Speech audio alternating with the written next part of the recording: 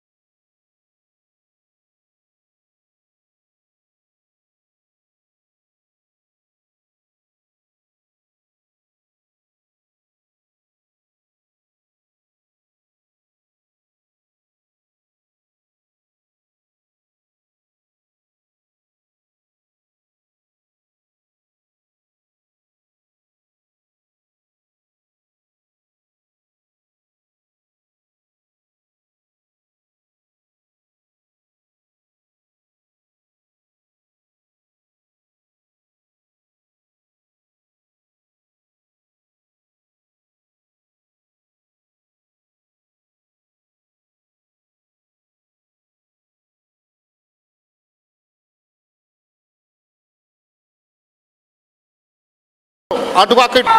Thank you so much. अब मुझे समझ नहीं आ रहा कि मैं किस लैंग्वेज में बोलूं। Hindi? Hindi is fine? Okay. मैं सबसे पहले माफी चाहूंगा कि मेरे को तेलुगु नहीं आता, बट एक बात कहना चाहूंगा कि आंध्र प्रदेश और Telangana and entire south India के जो लोग हैं, उनसे अच्छे लोग इस दुनिया में हो नहीं सकते। And I love you all.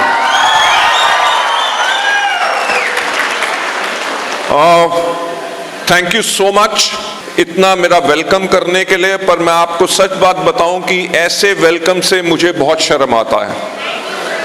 Right? Why? Because आप लोग जब रिस्पेक्ट और इतना प्यार देते हैं, मैं उस रिस्पेक्ट और प्यार के लायक नहीं हूं, क्योंकि आप लोग अपना काम कर रहे हैं और मैं अपना काम कर रहा हूं। राइट?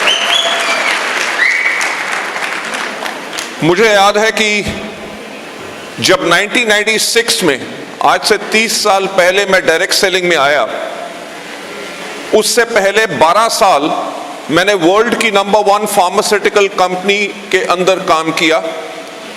वहां से एक्सपीरियंस लिया कि कंपनी को कैसे बनाया जाता है, कंपनी का थॉट प्रोसेस क्या होना चाहिए, कंपनी कैसे फ्यूचरिस्टिक हो, और कंपनी वैसी बनाओ कि आप इस दुनिया में रहो ना रहो, बिजनेस अपना ऐसे बनाओ कि आपके जाने के बाद भी वो बिजनेस ग्रो करे और लोगों की हेल्प करे।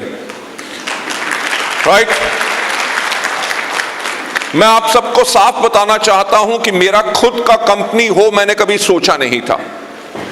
मैं एक प्रोफेशनल था, दिन रात काम करता था, कंपनीज को ग्रोथ देता था।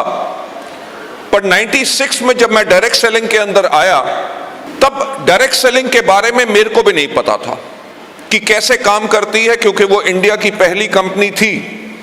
और डायरेक्ट सेलिंग काम करेगी कि नहीं, लोग पैसा कमाएंगे कि नहीं, लोगों को विश्वास नहीं था, मुझे खुद विश्वास नहीं था।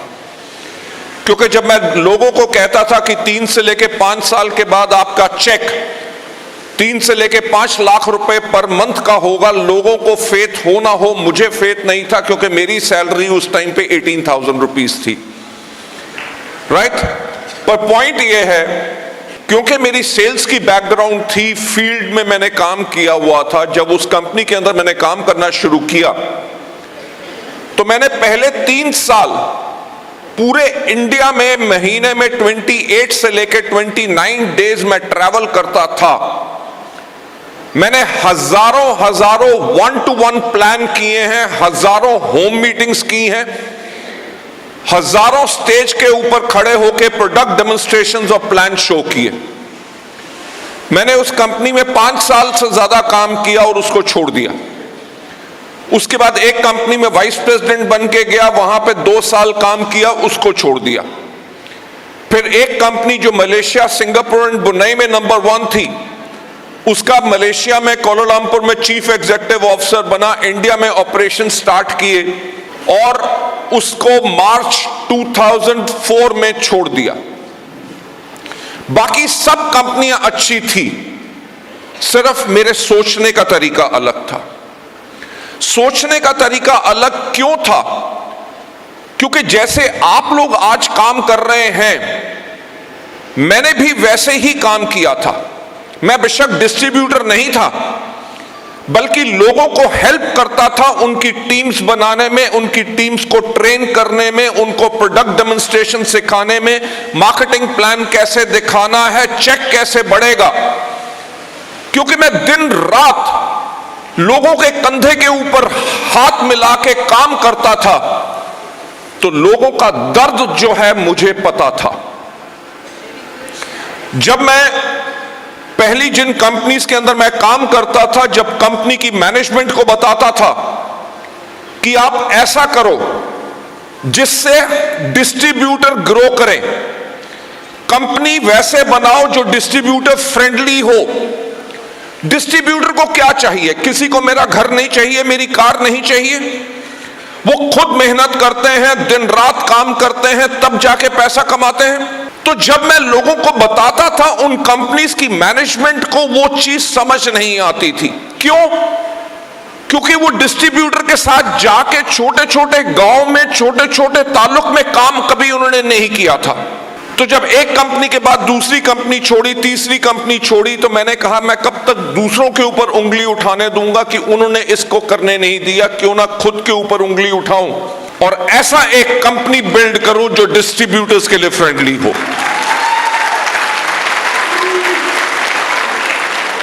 मैं आपको सच बात बोल रहा हूं कि मैं अपनी कंपनी कभी खोलना नहीं चाहता था, क्योंकि मैंने डायरेक्ट सेलिंग को वर्ल्ड वाइड देखा था।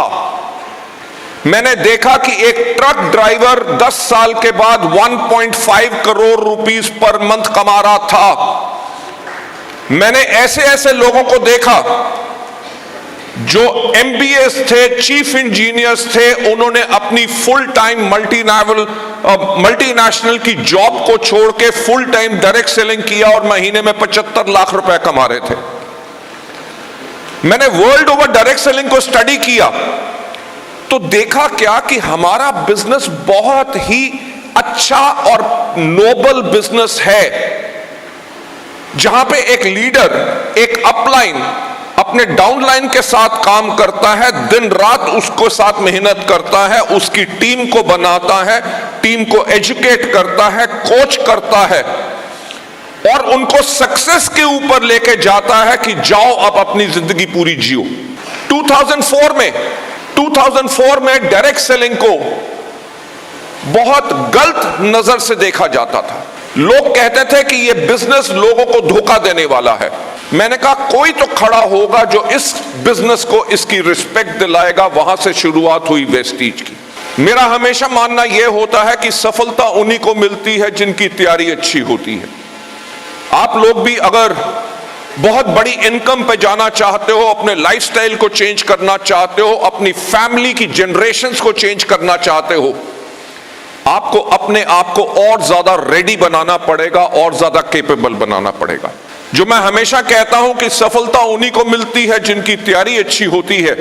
हमने जब वेस्टीज को शुरू किया 2004 में, तब इंडिया में कोई लॉज नहीं थे। मैंने खुद से वर्ल्ड ओवर जहां जहां डायरेक्ट सेलिंग एक लीगल इंडस्ट्री है वहां के लॉज पढ़े और वेस्टीज को उसी प्रकार से बनाया। इंडिया में पहली बारी जब गाइडलाइंस आई वो 2016 था और वेस्टीज ने 2004 में 12 साल पहले वही किया जो गाइडलाइंस के अंदर आया।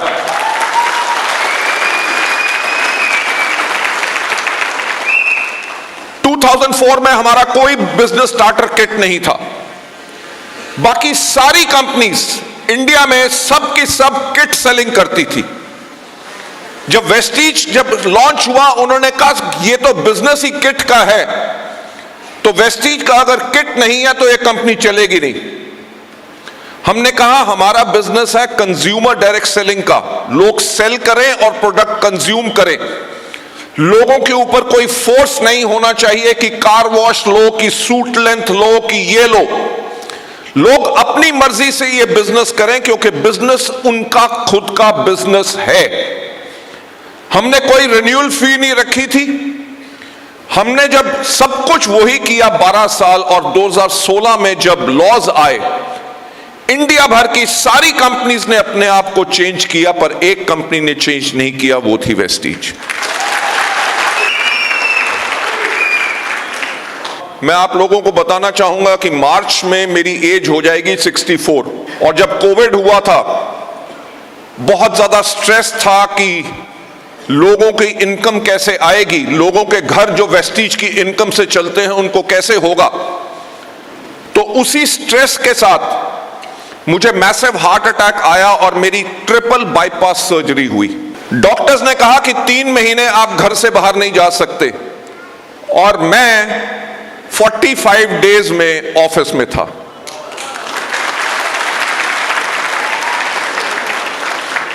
आज का दिन संडे है, मैं आज भी काम कर रहा हूं।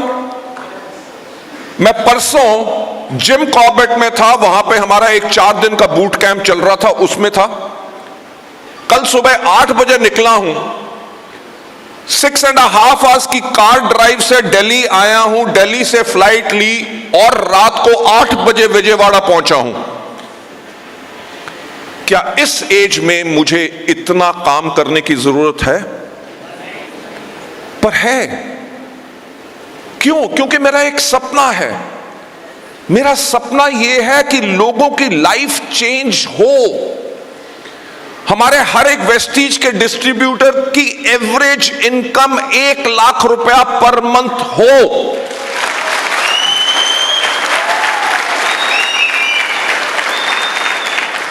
लेडीज जेंटलमैन, डायरेक्ट सेलिंग और वेस्टीज के बिजनेस को मेरी नजर से देखो। मैं जब देश भर में ट्रैवल करता हूं, मैं ऐसे ऐसे लोगों से मिलता हूं, ऐसी लेडीज से मिलता हूं जो ट्राइबल एरियाज में रहती थी, महीने में 2000 रुपया इनकम करती थी बैम्बू के मैट्स बना के। आज के दिन पे वेस्टीज में क्राउन डायरेक्टर हैं, 1.5 लाख रुपीस का चेक है। जो कच्चे घर में रहती थी, जो कच्चे घर में रहती थी, आज के दिन पे उनका अपना घर है, अपनी कार खरीद चुके हैं और उनकी लाइफ बिल्कुल ट्रांसफॉर्म हो चुकी है। वेस्टीज में एक ऐसी स्टोरी नहीं, लाखों स्टोरीज हैं। यह पावर है हमारे डायरेक्ट सेलिंग बिजनेस की। मैं जो हमेशा कहता हूं कि इस बिजनेस को अगर सच्चे मन से करोगे और ऑनेस्टी से करोगे, बहुत लंबा आगे जाओगे। आपके आने वाली जनरेशन्स को भी फिनोमिनल इनकम मिलेगी। वेस्टीज को जून 2026 में 22 इयर्स हो जाएंगे। Can you believe? World over, मैं इंडिया की बात नहीं कर रहा, मैं वर्ल्ड ओवर की बात कर रहा हूं कि कुछ कंपनियां हैं जिन्होंने 20 इयर्स कंप्लीट किए हैं। इन लोगों के होते हुए पानी की जरूरत नहीं है।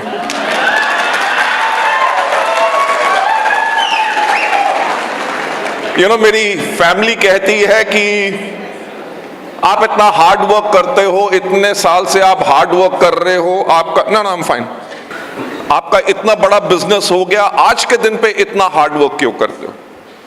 मैं उनको बता नहीं सकता कि जो आप लोगों के चेहरे पे स्माइल नजर आती है, the kind of a respect what you give, जो आप लोगों का डेडिकेशन है वेस्टीज की तरफ, वो मुझे खुशी देता है कि मैं दिन रात खुद और ज्यादा काम करूं। लेडीज जेंटलमैन, जो मैं बात कर रहा था कि हमें 22 इयर्स हो गए, 22 इयर्स में हम अपने आप को एस्टैब्लिश कर चुके हैं एक ऐसी कंपनी जिसको डुप्लीकेट नहीं किया जा सकता। मुझे एक बात बताओ, क्या आज के दिन पे हमारा कोई कंपटीशन है? आएगा भी नहीं।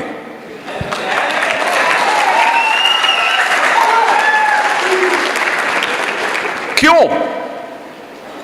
क्योंकि एक चीज आप भी लर्न कीजिएगा, जिस दिन आप अपने आप से कंपीट करेंगे, वेस्टीज का सिर्फ एक कंपटीशन है, वो है हम खुद। हमने जो लास्ट मंथ किया, इस मंथ उससे बेटर करना चाहते हैं। आपके लिए जो पॉलिसीज हैं, प्रोडक्ट्स हैं, इवेंट्स हैं, मार्केटिंग प्लान में इनोवेशंस हैं, वो काहे के लिए हम करते हैं? ताकि आप लोगों के घर में और ज्यादा इनकम जाए और आप खुश रहो अपनी पूरी लाइफ में, राइट? 22 इयर्स में हमने वो ही किया कि किसी से कंपीट नहीं किया। हमने खुद को, अपने आप को बेटर बनाया, अपने लोगों को बेटर सर्विसेज दी, बेटर फैसिलिटीज दी, तभी जाके हम इतना बड़ा बन सके। लेडीज जेंटलमैन, जब 1996 में मैं डायरेक्ट सेलिंग में आया, डायरेक्ट सेलिंग क्या है मुझे खुद नहीं पता था। तो मैंने अमेरिका से एक किताब मंगवाई called the encyclopedia of network marketing, जिसको रैंडी गेज ने लिखा था। रैंडी गेज एक दुनिया के बहुत बड़े नेटवर्क मार्केटिंग लीडर हैं। जब मैंने उस बुक को पढ़ना शुरू किया तो वही थॉट प्रोसेस की मार्केटिंग प्लान कैसा होना चाहिए, प्रोडक्ट्स कैसे होने चाहिए, पर सबसे पहली चीज जो उनका चैप्टर था उस बुक में, वो था सिलेक्टिंग द राइट कंपनी, कि सही कंपनी को सिलेक्ट कैसे करना है। उसके अंदर सबसे पहली उन्होंने चीज लिखी थी called look at the management of the company, कि यानी कि कंपनी की मैनेजमेंट की तरफ देखो। मुझे समझ नहीं आया, मैंने कहा कंपनी की मैनेजमेंट को क्यों देखना है? कंपनी का काम क्या है? एक मार्केटिंग प्लान दें, राइट? डिस्ट्रीब्यूटर्स लीडर्स का काम क्या है? अपना नेटवर्क बनाए, प्रोडक्ट सेल करें, और कंपनी का काम क्या है? उनको उनका पे आउट दें। तो कंपनी की मैनेजमेंट को कैसे क्यों देखना? पर जैसे मेरा टाइम डायरेक्ट सेलिंग के अंदर बढ़ा तो मुझे एक समझ आ गई कि कंपनी की मैनेजमेंट बहुत इंपॉर्टेंट है। इंपॉर्टेंट क्यों है? क्योंकि अगर कंपनी की मैनेजमेंट अपने डिस्ट्रीब्यूटर्स के बारे में सोच रही है, वो ही कंपनी स्टेबल और आगे ग्रो कर सकेगी, राइट? मुझे लोग बोलते हैं कि मैं वेस्टीज का ओनर हूं। आई एम सॉरी टू से, वेस्टीज के ओनर्स आप लोग हैं और मैं आपको सर्विस देने के लिए हूं। बिलीव मी, हमारी दिन रात थॉट ही यही है। क्यों? क्योंकि सोचो, आज अगर वेस्टीज इतनी बड़ी कंपनी बनी है तो उसको किसने बनाया? आप लोगों ने बड़ा बनाया, राइट? अगर इंडिया भर में, आंध्र प्रदेश, तेलंगाना, एंटायर कंट्री में, छोटे छोटे गांव में, छोटे छोटे शहरों में लोग अगर ये मानते हैं कि वेस्टीज एक अच्छी कंपनी है, अच्छी कंपनी होने का फेथ किसने दिलाया? आप लोगों ने, राइट? उसके लिए मैं आपको थैंक्स बोलना चाहूंगा कि वेस्टीज के अंदर फेथ करने के लिए, हम लोगों पे विश्वास करने के लिए, और वेस्टीज का फैमिली का एक हिस्सा होने के लिए। As a part of the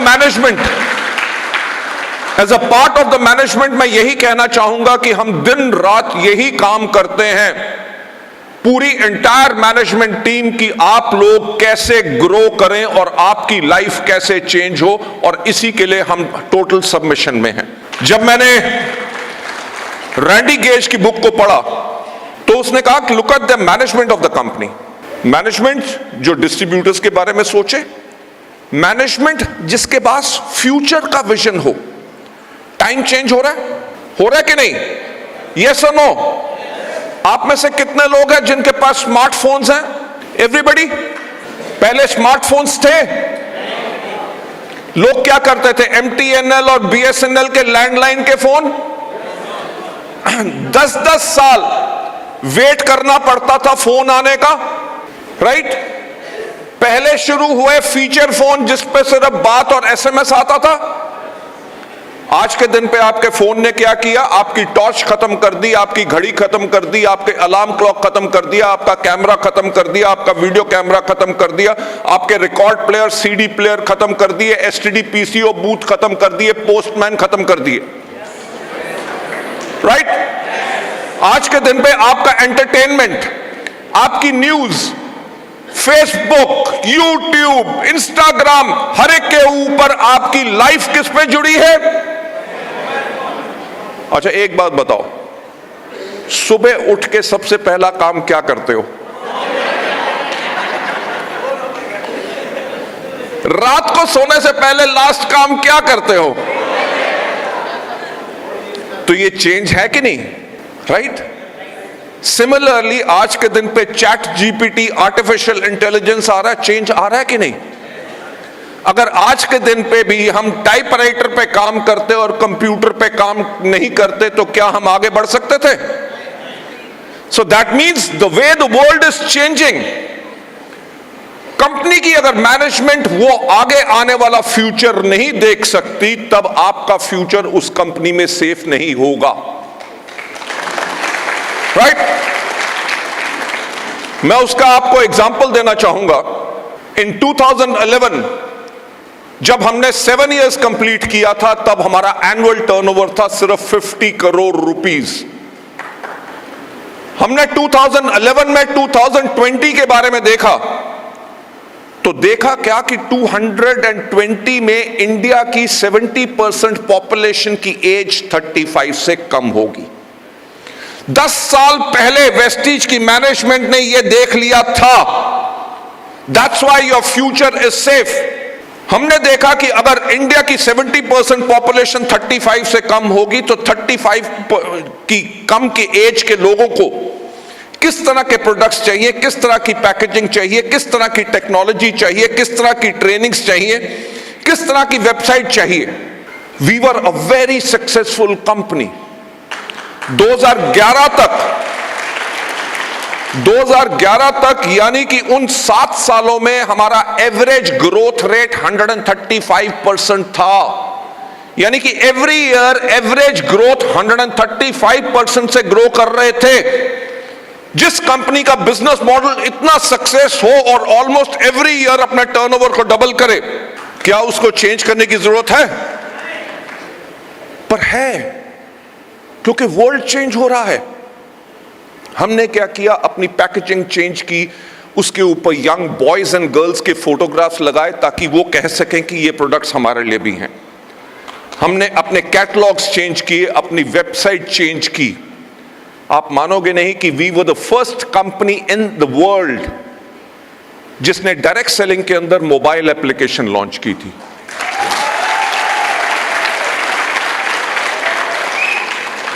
हमने बहुत चेंजेस लाए। हमने ट्रूमैन लॉन्च किया, मिस्टर लॉ मिलान लॉन्च किया, हमने स्किन फॉर्मूला 9 लॉन्च किया, यूथ आइकॉन प्रोग्राम शुरू किए और साथ ही साथ वुमेन एम्पावरमेंट प्रोग्राम शुरू किए। 2011 में कंपनी का टर्नओवर सिर्फ 50 करोड़ था और 2020 में जब हमने क्लोज किया तो हमारा टर्नओवर था 2750 करोड़।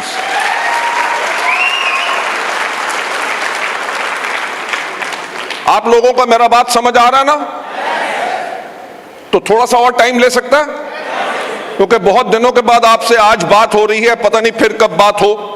हमने 50 करोड़ से 10 साल में 2750 करोड़ लेके गए, तभी कंपनी की मैनेजमेंट बहुत इंपॉर्टेंट है। इन 10 साल की जर्नी में क्या हुआ? 2014 में हमारे नए प्राइम मिनिस्टर आए, श्री नरेंद्र मोदी जी। यस और नो? उन्होंने इंडिया के लिए एक बहुत अच्छा स्लोगन दिया, called make in India, right? पर 2014 में वेस्टीज की entire assure category millet group of Japan अपने थाईलैंड के प्लांट में बनाता था। हमारा L-arginine अमेरिका से आता था। डिटॉक्स फुट पैचेस से लेके कितना रॉ मटेरियल हमारा चाइना और दूसरे देशों से आता था। जब मेक इन इंडिया हुआ तो सारी इंपोर्ट्स बंद और कंपनी का टर्नओवर। तो क्या करते? लोगों ने कहा जापानीज क्वालिटी आप इंडिया में कैसे बनाओगे? लोगों ने कहा अमेरिकन क्वालिटी आप इंडिया में कैसे बनाओगे? एश्योर को बंद करो और री एश्योर लॉन्च कर दो। कैन यू बिलीव वेस्टीज ने 2 महीने के अंदर अंदर अपना R&D खोला, 4 महीने में रिवर्स इंजीनियरिंग की और वो प्रोडक्ट्स जापानीज, अमेरिकन और चाइनीज से बेटर हमने बनाने शुरू कर।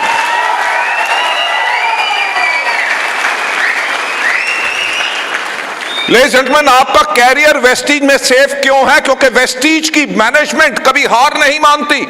हमारे पास कभी प्रॉब्लम्स नहीं आती, हमारे पास होते हैं सॉल्यूशन। 2014 से हम बाहर निकले। 2016 में 6 नवंबर रात को 8 बजे हमारे माननीय प्रधानमंत्री आए और उन्होंने क्या कहा? 500 and 1000 के नोट। इंडिया उस टाइम पे कैश इकोनॉमी था, कोई पेटीएम नहीं था, कोई गूगल पे नहीं था, कोई कुछ नहीं था। लोग कैश में डीलिंग करते थे, NFT वगैरह कोई इतना यूज नहीं करता था। वेस्टीज का बिजनेस अक्टूबर 2016 में था 74 करोड़ और नवंबर के अंदर आके गिर के आ गया 47 करोड़, 50% डाउन। क्यों? क्योंकि कैश इकोनॉमी थी। लोग डीमोनेटाइजेशन के टाइम पे बैंक के सामने 3-3 घंटे खड़े होते थे 2000 रुपया निकालने के लिए। यस और no? Now I am ready.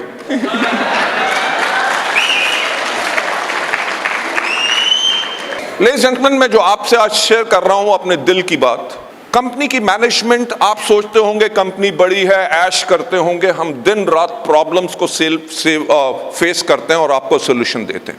जब डीमोनेटाइजेशन आई तब हमने रेडी अपने आप को कर लिया था 150 करोड़ के टर्नओवर के लिए।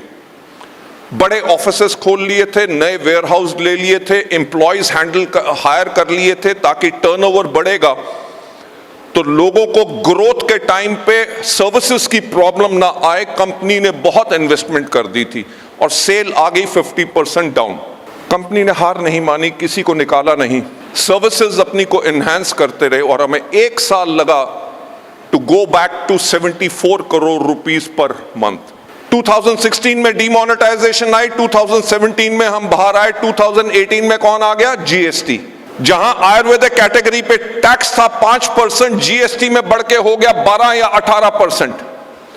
13 इयर्स तक वेस्टीज ने अपने प्रोडक्ट की प्राइस नहीं बढ़ाई थी। लोगों ने कहना शुरू कर दिया प्रोडक्ट की प्राइस बढ़ा दी, negativity. We again got out. Management strong होगी तभी हार नहीं मानेगी। कोई और कंपनी होती इन सिचुएशंस के अंदर खत्म हो जाती। 2018 में जीएसटी से बाहर आए, 2020 में कौन आ गया? कोरोना। अच्छा, सच बात बताना, आप में से कितने लोग थे जिन्होंने रात को 8 बजे छत के ऊपर चढ़ के थाली के ऊपर चम्मच मारा था? बिल्कुल लॉस थे ना, कि क्या होगा, दुनिया बचेगी कि नहीं। उस टाइम को याद करो, लोग हजारों किलोमीटर पैदल चल के अपने घर जा रहे थे, क्योंकि ना तो कोई बस थी, ना तो कोई ट्रेन थी, ना कोई एरोप्लेन था। लोग दूर से पैदल या साइकिल पे अपने घर जा रहे थे, क्योंकि हर एक बात सोच रहा था कि दुनिया खत्म हो जाएगी तो मरने से पहले अपने घर वालों के पास तो जाएं। जब पूरी दुनिया बंद थी, वेस्टीज ने क्या किया? वेस्टीज ने 48 आवर्स के अंदर अंदर अपने 600 एम्प्लॉइज के घर में लैपटॉप, कंप्यूटर्स भेजे, वाईफाई कनेक्शंस लगवाए, अपने ब्रांच सेंटर्स में और अपने डीएलसीपी को असेंशियल कर्फ्यू पासेस दिलाए। लेडीज एंड जेंटलमैन, 2020 में जब पूरी दुनिया बंद थी, 48 आवर्स के बाद दुनिया में सिर्फ एक बिजनेस चल रहा था और वो था वेस्टीज का।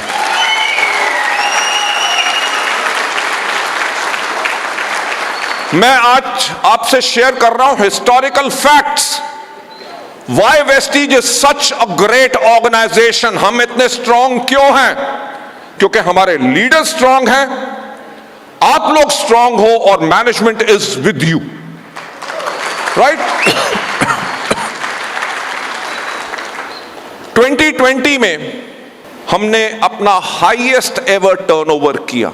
वो टाइम जहां पे दुनिया में करोड़ों बिजनेस बंद हो गए, लोगों की जॉब्स चली गई, लोगों के सैलरी कट हो गए और hमारे लीडर्स ने सबसे ज्यादा पैसा कोविड के अंदर कमाया। That is the power of the system.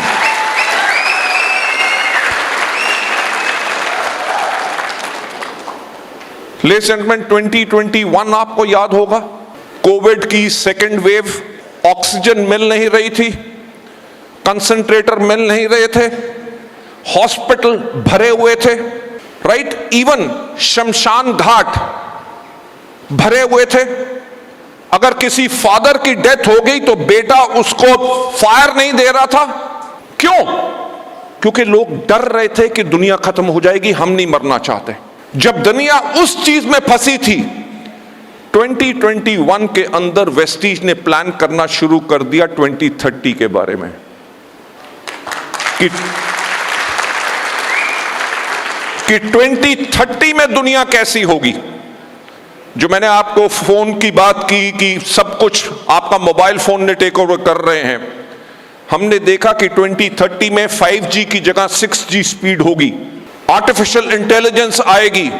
पर दुनिया और ज्यादा जब डिजिटल होगी तो आप लोग अपना बिजनेस डिजिटल वर्ल्ड में कैसे करोगे? ये 21 में हमने शुरू कर दिया था कि आप सोशल मीडिया पे अपने प्रोडक्ट्स कैसे पोस्ट करोगे, अपने बिजनेस के बारे में कैसे बताओगे, प्रोस्पेक्टिंग कैसे करोगे, कस्टमर्स कैसे बनाओगे, कस्टमर्स को सर्विस कैसे करोगे, लोगों को ज्वाइनिंग कैसे कराओगे, उनको प्रोडक्ट डिलीवरी कैसे कराओगे, उनको ट्रेनिंग कैसे कराओगे, using artificial intelligent augmented reality. हमने टेक्नोलॉजी के ऊपर आज से 5 साल पहले काम करना शुरू कर दिया था।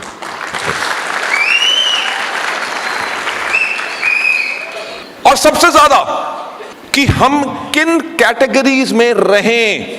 कोविड ने तो लोगों को सिखा दिया था कि हेल्थ बहुत इंपॉर्टेंट है, इम्यूनिटी को स्ट्रांग रखना है, तो हम वेलनेस कैटेगरी में थे। हमने कहा हम वेलनेस में रहेंगे।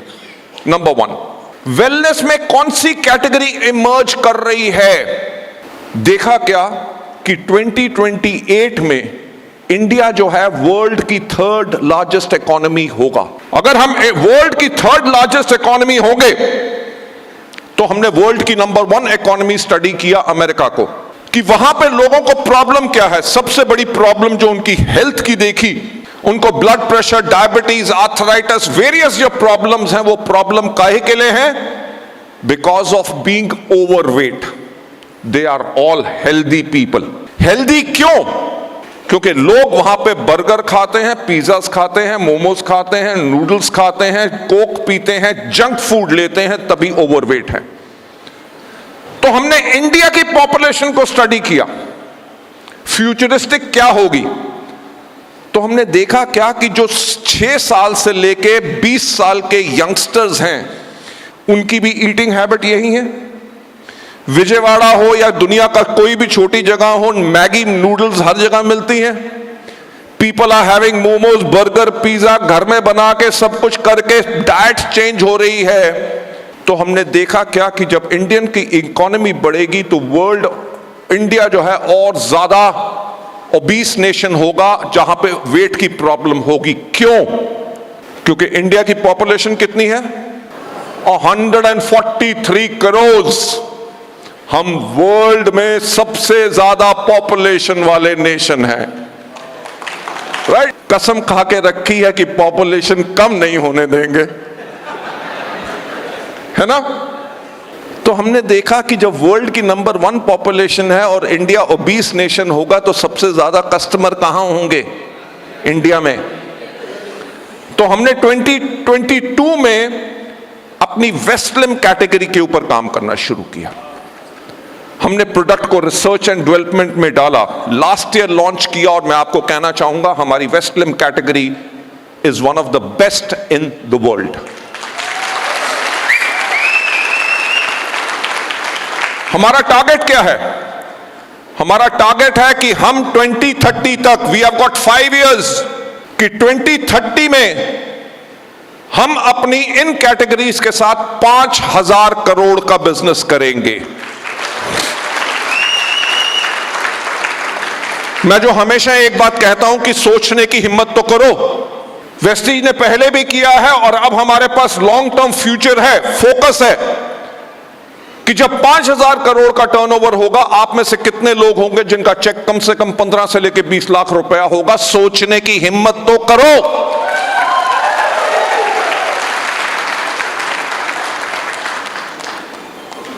आपने सुना होगा एफएम पे हमारे माननीय प्रधानमंत्री और बाकी गवर्नमेंट के लोग क्या कह रहे हैं एफएम के ऊपर, कि आप अपने कुकिंग के अंदर कुकिंग ऑयल की क्वांटिटी जो है वो 10% कम करो। 10% कम क्यों करो? क्योंकि गवर्नमेंट का स्टैटिस्टिक्स कहता है कि 2050 में जब हमारी पॉपुलेशन 170 करोड़ होगी तो 44 crore Indians are going to be overweight. जब लोग ओवरवेट होते हैं तो 200 तरह की डिजीज उनके पास आती हैं।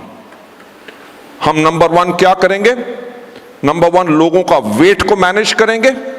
नंबर 2 जो उनकी डिजीज है, बाकी अपने वेलनेस के प्रोडक्ट्स के साथ उनको देंगे। हमारे पास हार्ट के लिए भी हैं, डायबिटीज के लिए भी हैं, डिटॉक्स के लिए भी हैं, बोन्स एंड जॉइंट्स के लिए भी हैं, वुमेन हेल्थ के लिए भी हैं। लेडीज एंड जेंटलमैन, अगले 25 साल का हमारा फोकस क्लियर है कि हम वेट मैनेजमेंट के अंदर सबसे ज्यादा काम करेंगे।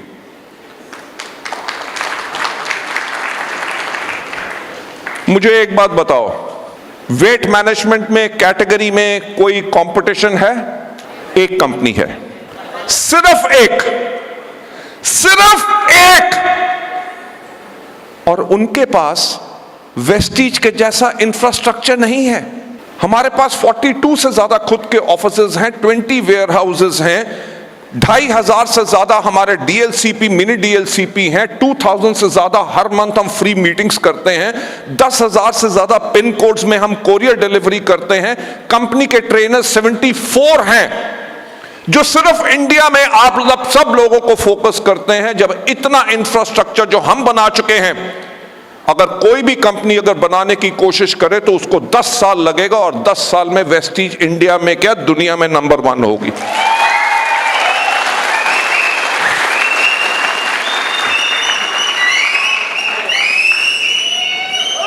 लेडीज एंड जेंटलमैन, मेरे पे फेथ करो, क्योंकि मैं सपना सिर्फ देखता नहीं हूं, सपने को पूरा करता हूं। जब मैंने वेस्टीज को शुरू किया था 2004 में, तो लोगों ने कहा इसका नाम है वेस्टेज। किसी ने कहा 3 महीने में बंद होगी, किसी ने कहा 6 महीने में बंद होगी, किसी ने मुझसे आके यह भी पूछा कि लोगों का पैसा लेके कब भागोगे। एक आदमी था जिसने मेरे से आके पूछा कि मिस्टर बाली आपका विजन क्या है। तो मैंने उनको कहा कि आज के 5 साल के बाद, 5 दिन नहीं कहा, 5 हफ्ते नहीं कहा, 5 महीने नहीं कहा, 5 साल के बाद इंडिया में अगर कोई भी पूछे कि एक सबसे अच्छी डायरेक्ट सेलिंग कंपनी क्या है, तो लोग बोले एक ही नाम, वो हो वेस्टीज।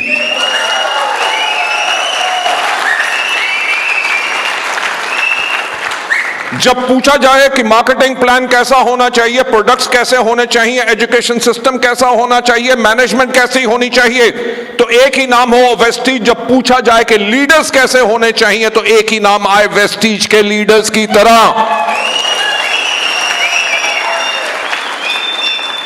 क्या आज के दिन पे वो सच है कि नहीं? Ladies and gentleman, it is always with a long term vision जो हमने क्रिएट की है। मैं सपना देखता नहीं हूं, सपने को एक्चुअल बनाने के लिए प्लानिंग करता हूं, एग्जीक्यूट करता हूं। That's why we always keep on moving forward. Ladies and gentleman, जो हम 2030 की कैटेगरी की बात कर रहे हैं, जो लोग ओवरवेट होते हैं उनको भी तो सुंदर लगना है ना? जो हेल्दी होंगे वो भी लिपस्टिक लगाएंगे, वो भी पाउडर एवरीथिंग लगाएंगे। कंपटीशन के पास ब्यूटी की कैटेगरी है? नहीं है, हमारे पास है। आज के दिन पे जो हमारी फैक्ट्रीज हैं, वो वर्ल्ड की top brands like Lakme, Sunsilk, Ponds, Vaseline, Tata's का जूडियो, वेस्ट साइड हो गया, रिलायंस से लेके मामा अर्थ से लेके शुगर पर्पल, अमेरिकन कंपनी से लेके जीसीसी कंट्रीज के लिए भी प्रोडक्ट्स बना रही हैं। और आने वाले टाइम में हम आपको ऐसे यूनिक प्रोडक्ट्स देंगे जो वर्ल्ड में किसी के पास नहीं होंगे।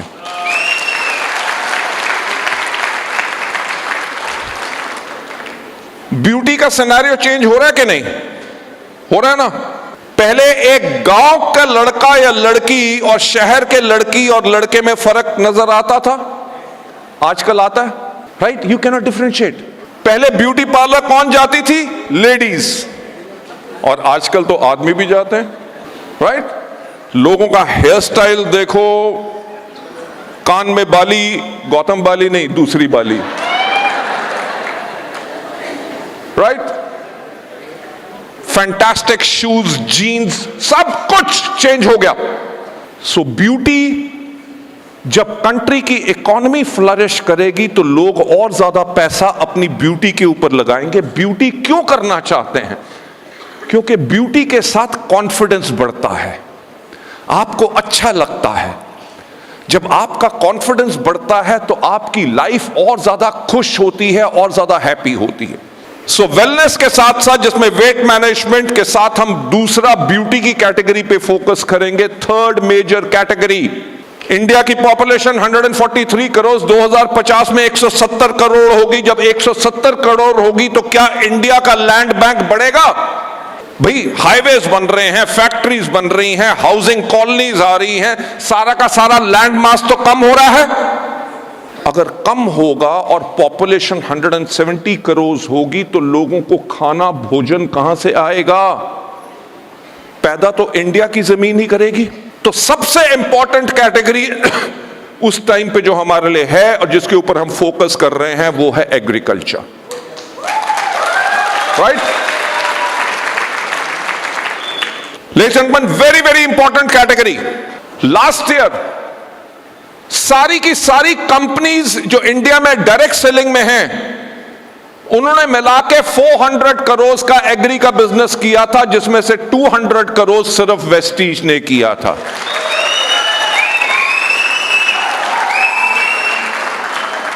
यानी कि because of the quality of the products, हमारे लीडर्स और हमारा डिस्ट्रीब्यूशन सिस्टम, जिसको हम और ज्यादा स्ट्रांग कर रहे हैं, जहां पर लाइसेंसेस नहीं है, हम सारे के सारे गवर्नमेंट के नॉर्म्स को फॉलो कर रहे हैं, ताकि आप उस कैटेगरी से बहुत बड़ा बिजनेस बना सको और अपने देश के लिए आप एक ऐसा काम कर सको जो सबसे नेक है कि लोगों को आप भोजन तो दे सको। So these are the categories जिनके ऊपर हम काम कर रहे हैं। एंड आप लोगों का मैं ज्यादा समय नहीं लूंगा।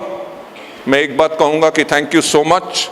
यहां से इनका इशारा आ गया कि यानी कि कंटिन्यू मैं नहीं, क्योंकि बाकी फिनोमिनल हमारे यहाँ पे लोग हैं जो आपको एजुकेट करेंगे और आपसे बात करेंगे, आपके थॉट प्रोसेस को चेंज करेंगे ताकि आप अपनी लाइफ को बदल सको। पर मैं आप लोगों को एक कहानी सुनाना चाहूंगा, सुनना चाहोगे? मेरा एक पुराना स्टाइल है कि शुक्र है आपने हाँ कह दिया, क्योंकि अगर आप ना भी कहते कहानी तो मैं तब भी सुनाता। भाई देखिए, हमारे बिजनेस का जो सबसे इंपॉर्टेंट काम है वो क्या है? कहानी सुनाना। कोई अगर आपके साथ बिजनेस के लिए मना कर रहा है, जब भी मिले उसको बिजनेस के ग्रोथ के बारे में कहानियां सुनाओ। जी वो आदमी ज्वाइन किया था 6 महीने पहले, he has gone on to a cheque of 50,000 rupees, उस आदमी ने नई कार खरीद ली, वो अभी फॉरेन ट्रिप होके आया है, उसने अपना घर बना लिया। बिजनेस के ग्रोथ के बारे में सुनाओ। क्यों? क्योंकि जब आप कहानी सुनाते हो तो आपका सेल्फ कॉन्फिडेंस बढ़ता है और आप लोगों पे इंप्रेशन डाल सकते हो। पर एक बात है कि कहानी सच्ची होनी चाहिए। हमारे बिजनेस में झूठ कभी नहीं लाना, झूठ काम भी नहीं करेगा। जब आपके कस्टमर को पता चलेगा कि आपने झूठ बोला है, आप अपनी कस्टमर को लाइफ लॉन्ग के लिए खत्म कर देंगे। सो इसीलिए हमेशा सच्ची बात। और मैं जो आपको कहानी सुना रहा हूं वो कहानी किसी और की नहीं, मेरी खुद की है। जब मैं 5 या 6 साल का था, मेरे जो फादर थे वो गवर्नमेंट ऑफ इंडिया के सेंट्रल एक्साइज डिपार्टमेंट में काम करते थे। तो मैं 5 या 6 साल का था, तो मेरी मदर ने मेरे से आके पूछा कि बेटा बड़े होके क्या करोगे? तो मैं छोटा सा बच्चा था, तो मैंने अपनी मदर को कहा, माँ मैं बड़े होके बिजनेस करूंगा। बचपन एक इतनी इंप्रेशनेबल एज होती है, हमें समझ नहीं आता। बच्चों की आदत क्या होती है? मम्मी को कहेंगे मम्मी कभी बॉल चाहिए, मम्मी कभी बैट चाहिए, मम्मी कभी ये ले दो वो ले दो। और ज्यादातर लोग जिनकी सैलरी होती है, क्या अपने बच्चे को हर कुछ दे सकते हैं? नहीं। मेरी मम्मी क्या कहती थी कि बेटा जब नेक्स्ट मंथ सैलरी आएगी तब लेके देंगे। होता है कि नहीं आपके घर में भी? जब मैंने ज्यादा प्रेशर डालना तो मेरी मदर ने क्या कहना, हम नौकरी करते हैं बिजनेस नहीं करते। हाँ या ना? जब मेरी मां ने कहा कि हम नौकरी करते हैं बिजनेस नहीं करते, मैंने कहा ये बात हुई ना, मुझे भी बड़े होके बिजनेस करना है। कि बचपन की एज में मैं समझ गया कि नौकरी में कुछ नहीं रखा। नौकरी में लिमिटेड मींस रहेंगे। अगर केयरफुल, ये भाग पता क्यों हो रहा है? इसको वेस्टीज का डिस्ट्रीब्यूटर बनना है, फटाफट साइन अप करो।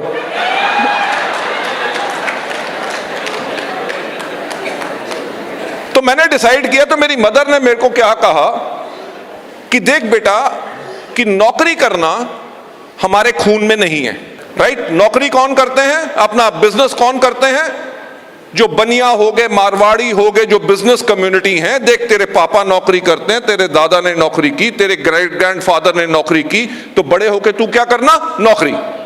अब टाइम आया गया हुआ, 5-6 साल और बीते, तो मेरा जो कजन था वो कहता था मैं पायलट बनूंगा, मेरा दोस्त कोई कहता था मैं आर्मी में जाऊंगा, कोई कहता था मैं डॉक्टर बनूंगा, कोई कहता था इंजीनियर बनूंगा, और मैं कुछ नहीं कहता था।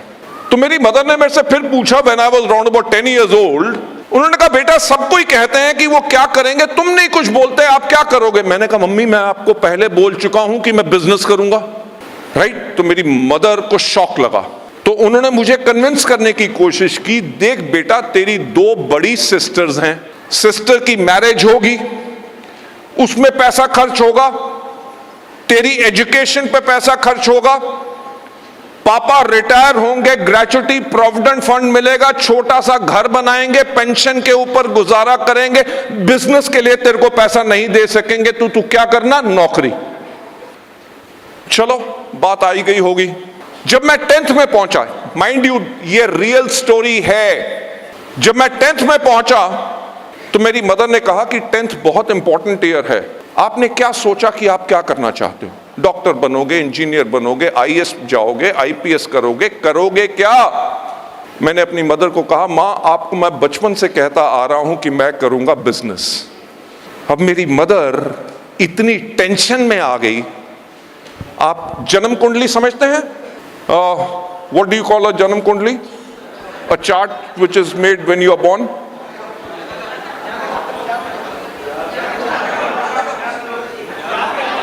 ओके, यू अंडरस्टैंड ना?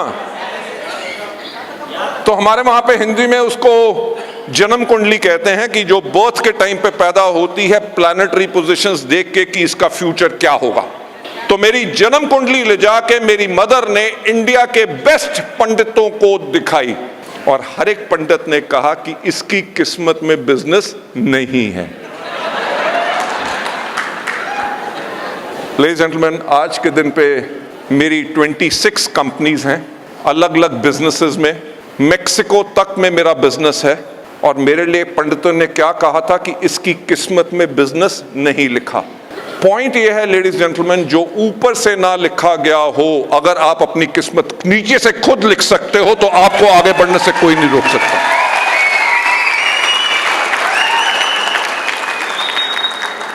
लेडीज जेंटलमैन, मैं आप सबके सामने एक जीता जागता एग्जाम्पल हूं, जिसको वर्ल्ड ने कहा था, पंडितों ने कहा था, ऊपर से लिखा था कि यह बिजनेस नहीं करेगा और मैंने अपना बिजनेस किया। अगर मैं अपनी जिंदगी को बदल सकता हूं तो आप भी बदल सकते हैं। That's what I want to tell you.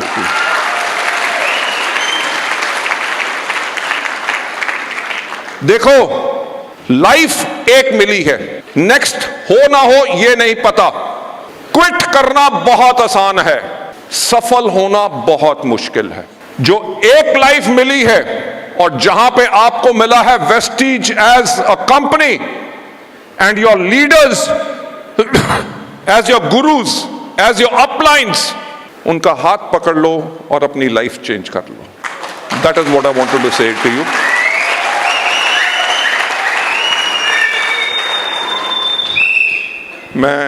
I would really like to thank everybody over here. मैं जब भी आंध्रा आता हूं या तेलंगाना या तमिलनाडु या कर्नाटका जाता हूँ, मलयालम तो मेरे को बिल्कुल भी नहीं आती। मेरे को हमेशा एक डर लगता है कि मैं कम्युनिकेट कैसे करूँगा, बट आई थिंक सो आज के दिन जो मुझे मज़ा आया है आप लोगों से बात करके, मैं सच बात बताऊँ कि मैं बहुत बारी पहले इन सारी स्टेट्स में टूर कर चुका हूँ, पर जो मज़ा आज आया है वो पहले कभी नहीं आया।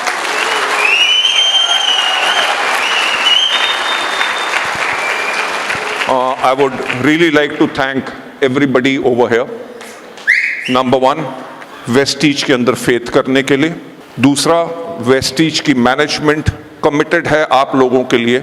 आप अगर मेहनत कर रहे हो, अपना बिजनेस बिल्ड कर रहे हो, कंपनी की एंटायर मैनेजमेंट और एंटायर लीडरशिप आप लोगों के साथ है, क्योंकि हम यही कहते हैं कि आपकी सफलता में हमारी सफलता है। So God bless you all and wish you well. Thank you so much for listening to me. Thank you so much.